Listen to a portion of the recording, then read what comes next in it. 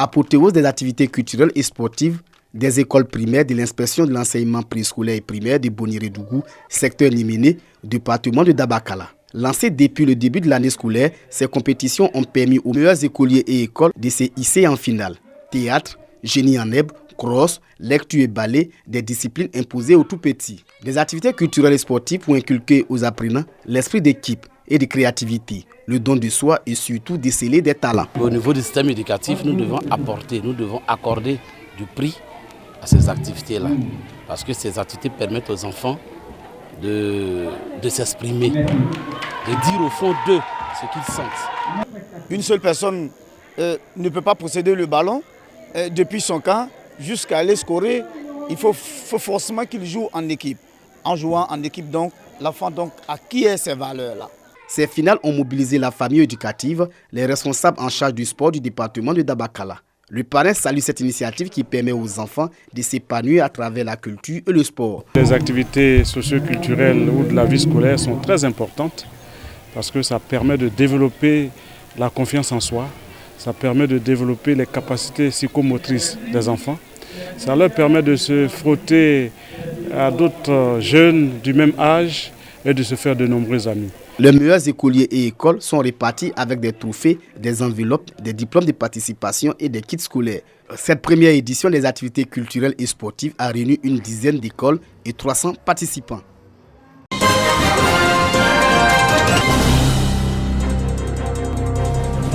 Plus de 96 cas de grossesse précoce à l'école enregistrés dans la région du Hambol. Au primaire, 3 cas. Au secondaire public, 88 cas. Et 5 dans le privé pour cette année scolaire 2020-2021. Le lycée moderne Henriette Dagri-Diabaté de Tafiré n'échappe pas au fléau avec 21 cas. Lycée municipal Henri Konabédié de Niakara 10 cas. Collège moderne de Bouniré 38 cas.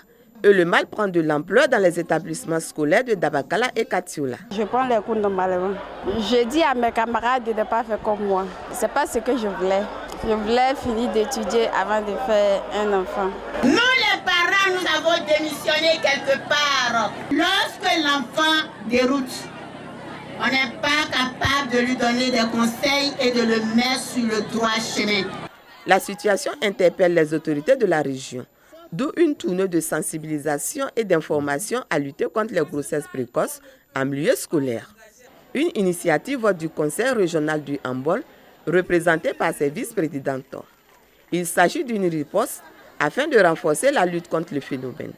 Nous proposons l'installation des clubs d'éveil et de prévention sur les comportements à risque.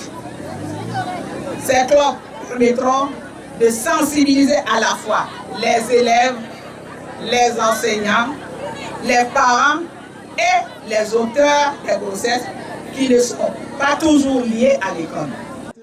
Les principaux établissements secondaires de Tafiré, Niakara, Katiola, Frona, Dabakala et Boniré reçoivent ainsi la caravane. Occasion d'inviter les parents et élèves à s'approprier la lutte afin de freiner le mal. Ça nous donne aussi quelques leçons, nous les chefs, et accompagner nos jeunes filles à être bien éduquées pour leur réussite. J'aimerais qu'on prenne nos études au sérieux. L'école d'abord, avant les garçons. Nous avons demandé aux enfants de s'abstenir de tout rapport sexuel avant la fin de leurs études. Toutes les maladies auxquelles les enfants sont confrontés quand ils s'adonnent à des rapports sexuels de façon précipitée. Le Conseil régional du Hambol compte mener d'autres actions d'envergure afin de réduire le taux de grossesse précoce à l'école dans la région. Les grossesses précoces en milieu scolaire demeurent une entrave à la bonne marche des études de la petite fille.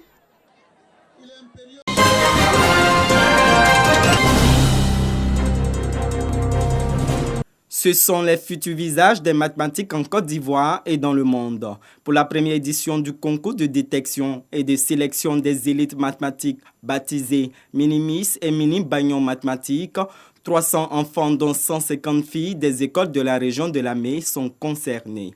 Les épreuves portent sur le français et les mathématiques, deux matières qui, selon les organisateurs, sont intrinsèquement liées.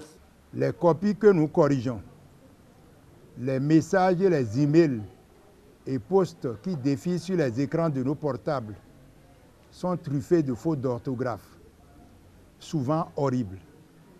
Les jeunes écoliers forts en calcul et en géométrie étaient aussi les meilleurs en grammaire et en dictée. La question que nous nous posons est la suivante. Comment peut-on être bon en mathématiques et être aussi nul en orthographe? Représentant Saliou Touré, Kone Bouraïma a situé les enjeux de ce concours. Actuellement dans le pays, il y a un problème véritable au niveau des mathématiques et ça part de la base.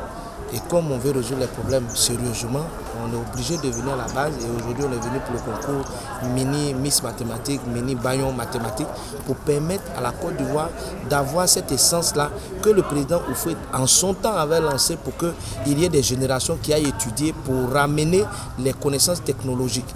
Donc il faut venir déjà donner l'envie aux enfants de faire ce qui est mathématique pour leur permettre de réussir dans le domaine scientifique. Le concours Mini-Miss et Mini-Bayon Mathématiques est attendu dans les autres régions du pays.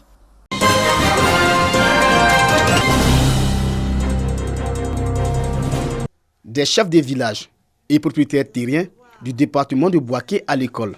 Un seul module au menu de cette session de formation, la sécurisation du foncier rural.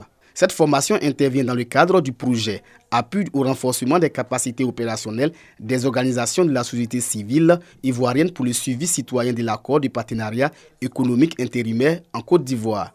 Au plan national, le projet est conduit par la plateforme à l'aide foncier. Cette sécurisation a pour objectif de limiter les conflits fonciers.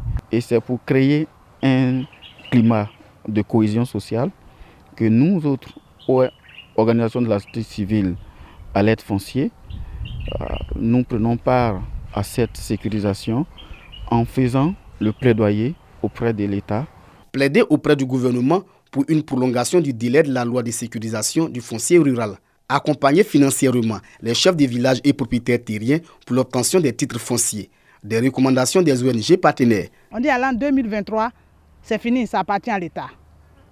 Mais nous demandons à ce même État de revoir les choses. S'ils peuvent pousser, s'ils peuvent donner une subvention pour faire comme ils ont fait avec la délimitation villageoise, alors nous serons à l'aise. Une formation qui vient éclairer la lanterne des têtes couronnées. Dans ce séminaire, ça me permet d'être encore plus, avoir plus de force pour pouvoir gérer le problème de terre. C'est une terre qui a été cédée dans les accords de famille, soit à ses parents ou à ses grands-parents. Il n'est pas propriétaire de la terre. Il faudrait qu'on arrive à lui expliquer. Depuis le 23 décembre 1998, la loi relative à la sécurisation du foncier rural a été adoptée. Cette loi vise à protéger les droits de tout individu sur une parcelle appartenant au domaine foncier rural.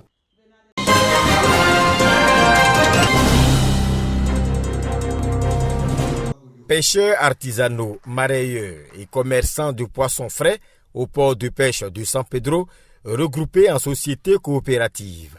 Ils veulent ainsi voir leurs conditions de vie et de travail s'améliorer. Le poisson frais étant une denrée périssable, les professionnels de la pêche artisanale demandent le soutien de l'État afin de mieux conserver et transporter le poisson. On va à la pêche, en notre retour de la pêche là, on est obligé d'évacuer nos poissons avec moto-trécite ou les bassiers ou les taxis même qui nous aident à transporter pour aller. On a un mauvais, la route aussi.